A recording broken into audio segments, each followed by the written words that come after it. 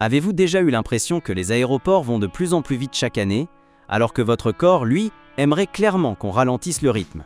Pour les voyageurs de plus de 65 ans, prendre l'avion aujourd'hui ne donne pas seulement une sensation différente. C'est réellement différent. Les comptoirs d'enregistrement disparaissent. Les applications remplacent les agents. Les règles changent sans prévenir. Et, étrangement, personne ne prend jamais le temps d'asseoir les seniors pour leur expliquer clairement à quoi ils ont droit. Voici la réalité. La plupart des compagnies aériennes n'en parlent pas ouvertement. Si vous voyagez à un âge avancé, le système vous accorde déjà plus de protection, plus de souplesse et plus de droits que le voyageur moyen. Le vrai problème, ce n'est pas l'âge, c'est que personne ne vous explique comment en profiter. Dans cette vidéo, j'ouvre un guide discret que la majorité des seniors ne voient jamais. À l'intérieur, il y a 11 règles des aéroports et des compagnies aériennes, mises à jour pour 2026, qui peuvent préserver vos genoux, votre énergie, vos médicaments, dans un cas précis, l'intégralité de votre voyage. Et je vous préviens tout de suite, la règle numéro 10 est celle qui bloque les gens au contrôle de sécurité, même quand ils ont tout fait correctement. Avant de reprendre l'avion, vous voudrez vérifier votre portefeuille 2 fois. Si vous avez plus de 65 ans ou si vous accompagnez quelqu'un qui les a dépassés, ce n'est pas une vidéo à regarder une fois que tout a mal tourné. C'est celle qu'il faut voir avant même de quitter la maison.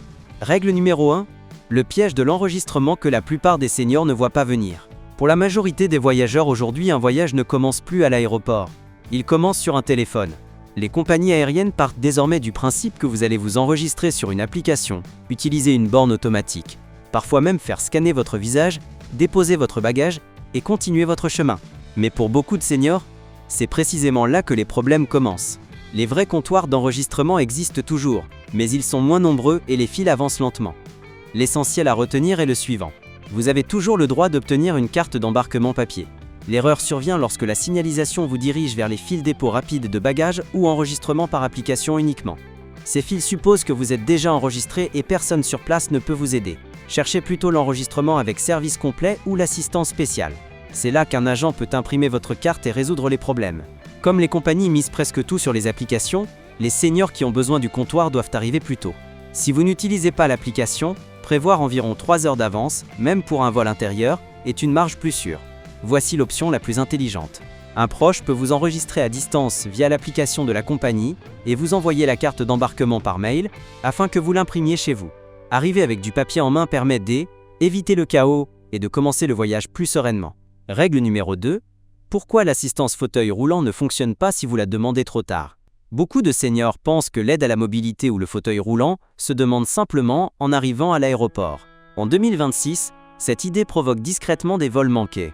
Dans les grands aéroports internationaux, comme Paris-Charles de Gaulle, Amsterdam Schiphol ou Francfort, l'assistance mobilité doit désormais être ajoutée à votre réservation au moins 48 heures avant le départ. Si cette mention n'est pas déjà enregistrée dans le système, le personnel pourra dire qu'il va essayer d'aider, mais en réalité, vous passerez après tous ceux qui ont anticipé.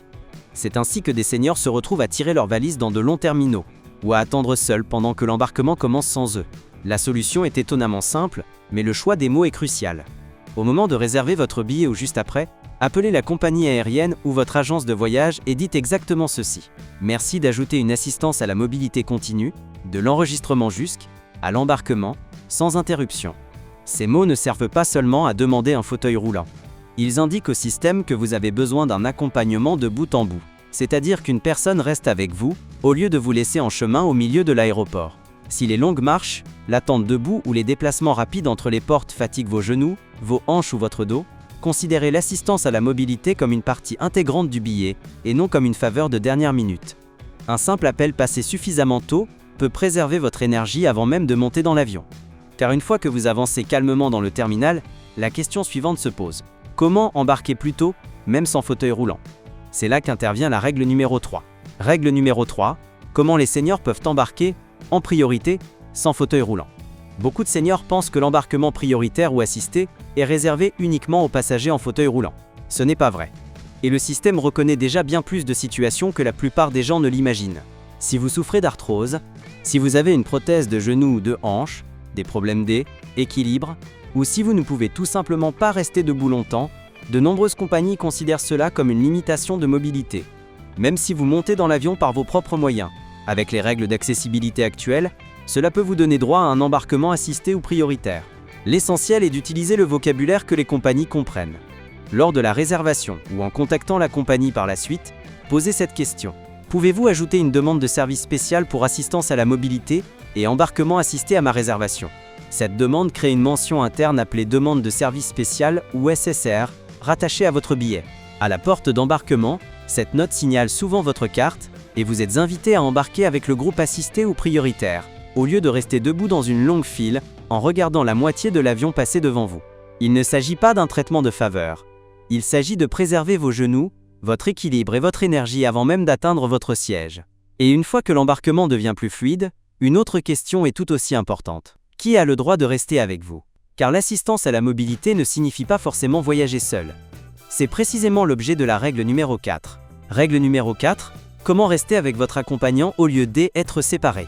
Les aéroports sont des lieux chaotiques. Et, pour les seniors qui ont besoin d'une assistance à la mobilité, être séparé de son conjoint, d'un enfant ou d'un compagnon de voyage peut rapidement transformer le stress en panique.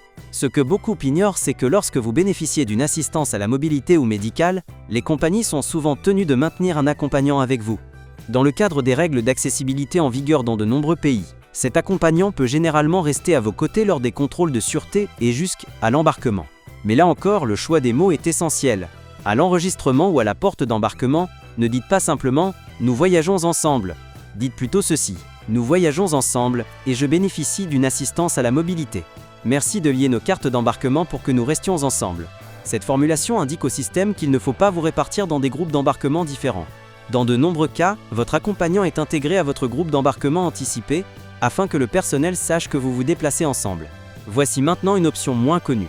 Si la personne qui vous aide ne prend même pas l'avion avec vous, par exemple si votre fille vous accompagne simplement à l'aéroport, certains grands aéroports peuvent délivrer un laissez-passer d'accompagnement. Ce document permet à un proche de passer les contrôles de sûreté avec vous, de vous accompagner jusqu'à la porte, de vous aider à vous installer et de rester avec vous jusqu'au début de l'embarquement. Il suffit de demander « J'ai des difficultés de mobilité. Est-il possible de délivrer un laissez-passer afin qu'un membre de ma famille puisse m'accompagner jusqu'à la porte d'embarquement ?» Cela dépend de l'aéroport et des autorités de sûreté, mais c'est suffisamment courant pour que cela vaille toujours la peine de poser la question. Et une fois le contrôle de sécurité passé dans le calme, la règle numéro 5 aborde l'un des moments les plus stressants pour les seniors, les chaussures, les dispositifs médicaux et le passage au contrôle. Règle numéro 5. Comment le contrôle de sécurité devient plus simple quand on sait quoi dire? Pour beaucoup de seniors, le contrôle de sûreté est la partie la plus éprouvante du voyage. Se pencher pour enlever ses chaussures, sortir ses médicaments, s'inquiéter de ce qui pourrait déclencher le portique, tout cela peut vite devenir accablant. Voici la bonne nouvelle. Les services de sûreté aéroportuaire prévoient déjà plus d'aménagements pour les seniors que la plupart des gens ne l'imaginent, surtout lorsqu'il s'agit de besoins médicaux. Si vous voyagez avec des équipements comme un appareil de ventilation nocturne, de l'insuline, des médicaments liquides ou une alimentation médicale, ces éléments sont considérés comme du matériel médical, et non comme des produits de toilette classiques. Dans de nombreux cas, ils peuvent rester dans votre bagage. Lorsque votre sac passe sur le tapis, dites simplement « Ce sac contient des articles médicalement nécessaires ». Cette simple phrase évite souvent des fouilles inutiles et permet de préserver la confidentialité de votre santé. Concernant maintenant les implants métalliques et les stimulateurs cardiaques, prothèses de genoux ou de hanches, plaques ou vis ne signifient pas automatiquement des complications. Il existe des cartes de notification médicale que vous pouvez remplir et présenter avant le contrôle pour signaler votre situation. Pour les stimulateurs cardiaques en particulier, vous pouvez demander une palpation manuelle au lieu d'un passage avec un détecteur portatif au niveau de la poitrine, ainsi qu'un contrôle adapté pour vos chaussures. Les règles évoluent avec le déploiement de nouveaux scanners. De plus en plus de seniors, en particulier ceux qui ont des problèmes d'équilibre ou de mobilité, sont désormais autorisés à garder leurs chaussures. Si les enlever est douloureux, expliquez calmement votre limitation de mobilité et demandez si une autre méthode de contrôle est possible. Une fois le passage de la sûreté plus apaisé, le défi suivant consiste à protéger ce qui compte le plus pour votre santé.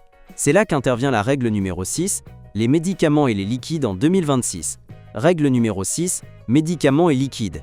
Ce qui change réellement en 2026. Pour beaucoup de seniors, les médicaments génèrent plus d'angoisse que la carte d'embarquement elle-même. En 2026, il est utile de raisonner en deux catégories simples, les liquides et les comprimés. En Europe, les liquides médicalement nécessaires comme l'insuline, les sirops prescrits, la nutrition liquide ou les poches de froid utilisées pour les conserver ne sont pas soumis à la limite habituelle de 100 ml. La clé, c'est la transparence. Au contrôle, dites clairement, ce sont des liquides médicalement nécessaires. Ils pourront être scannés ou testés, mais les déclarer dès le départ évite les complications. Ce sont les comprimés qui prennent souvent les seniors au dépourvu, surtout lors des voyages internationaux. Sur les vols intérieurs, les autorités de sûreté acceptent généralement les pilules dans des piluliers journaliers. Mais ce n'est pas le cas partout à asilo étrangers. Dans des pays comme le Japon, les Émirats arabes unis ou certaines régions d'Europe, des comprimés non identifiés ou non étiquetés peuvent être considérés comme suspects.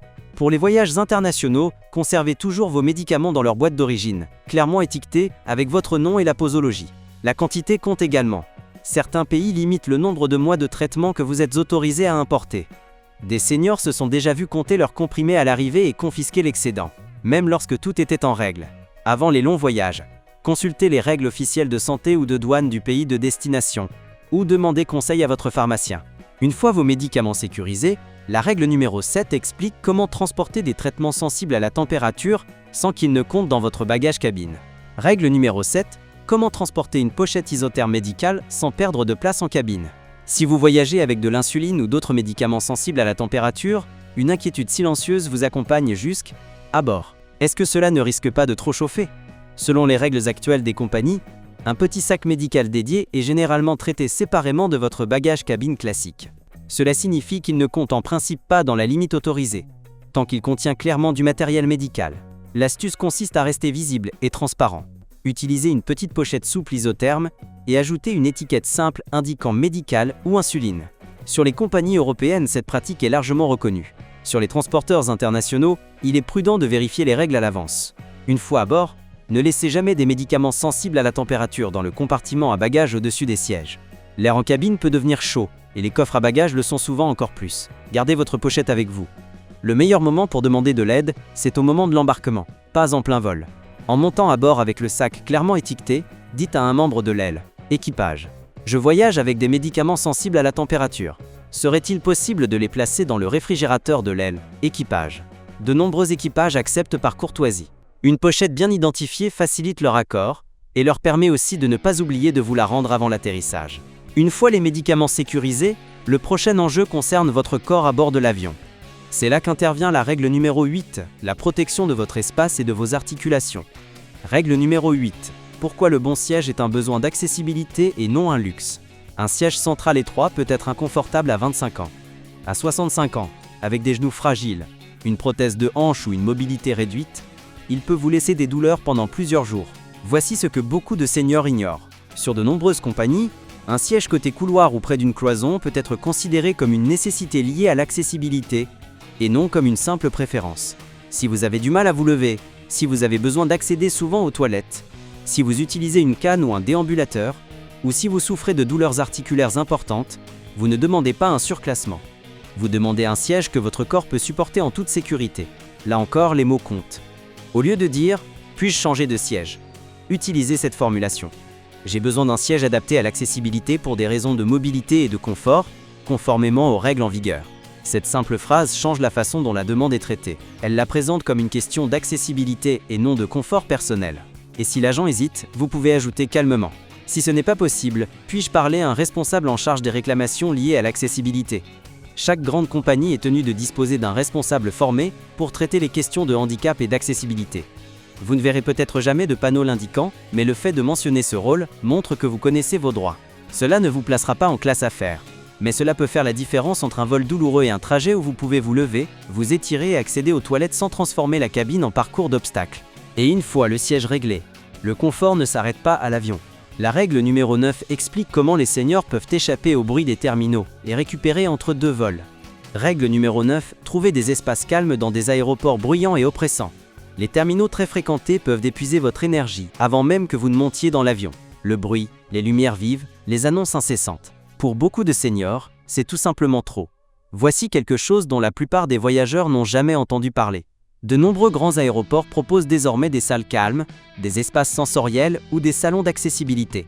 Les appellations varient, mais l'objectif est le même, un éclairage plus doux, moins de bruit et des assises où le corps peut réellement se détendre.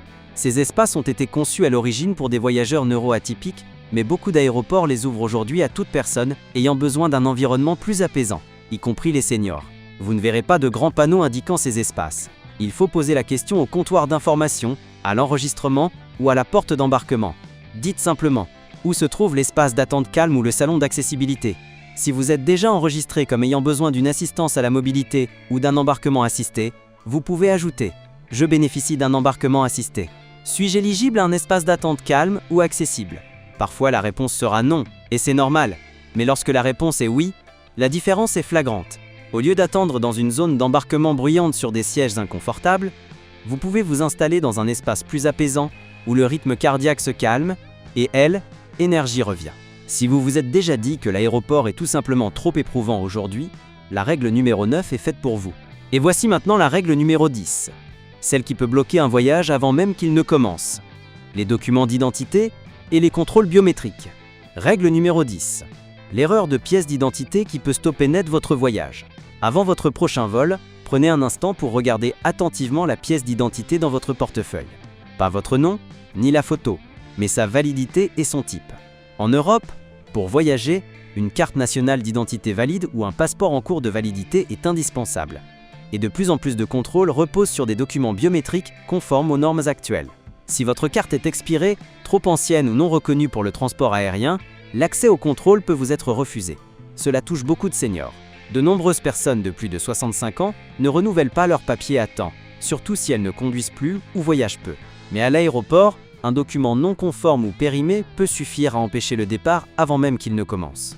Si c'est votre cas, vous aurez besoin d'un document d'identité conforme aux normes actuelles ou d'un passeport valide. Et voici le deuxième point que beaucoup de voyageurs ignorent. Les aéroports et les compagnies utilisent de plus en plus les contrôles biométriques, reconnaissance faciale aux bornes, aux portes d'embarquement et au contrôle des passeports. Le système compare votre visage actuel à une photo prise il y a parfois de nombreuses années.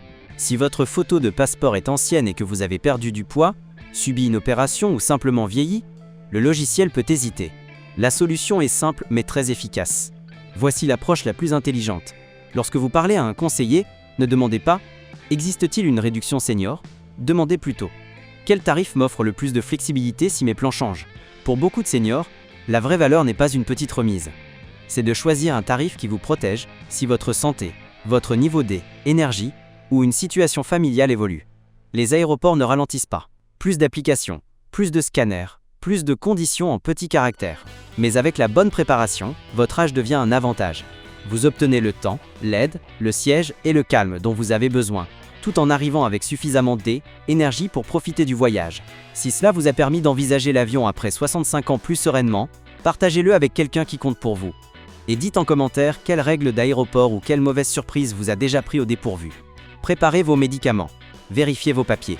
Accordez-vous plus de temps que ce que l'application vous indique. Ayez sur vous un second document d'identité avec une photo plus récente, afin qu'un agent puisse intervenir et valider votre passage manuellement. Alors lorsque cette vidéo se termine, faites une chose. Ouvrez votre portefeuille. Vérifiez que vos papiers sont valides. Vérifiez la date d'expiration de votre passeport ou de votre carte d'identité. En cas de doute, la règle numéro 10 vient peut-être de vous éviter beaucoup de stress.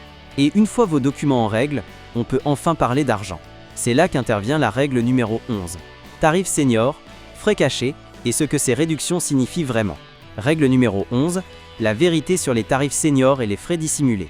La petite option senior que vous voyez parfois au moment de réserver un vol paraît attrayante. Mais en réalité, elle est bien plus limitée que ce que la plupart des gens imaginent. Pour de nombreuses grandes compagnies, les avantages seniors sont intégrés à certains tarifs spécifiques et non à une suppression automatique de tous les frais annexes. Avoir plus de 65 ans n'efface pas systématiquement les frais de réservation par téléphone, les frais d'assistance en agence ou les frais de modification. Prenons Air France comme exemple clair. La compagnie propose une carte senior moyennant une cotisation annuelle. Sur le papier, cela semble très intéressant. De meilleures conditions de modification et d'annulation, mais ces avantages ne s'appliquent que si vous achetez des tarifs éligibles après avoir souscrit à la carte. Et même dans ce cas, les frais sont généralement réduits, pas supprimés. À l'international, certaines compagnies proposent parfois des tarifs seniors sur des lignes spécifiques. Cela signifie le plus souvent un prix différent ou des règles légèrement plus souples, pas une exonération totale des frais de service.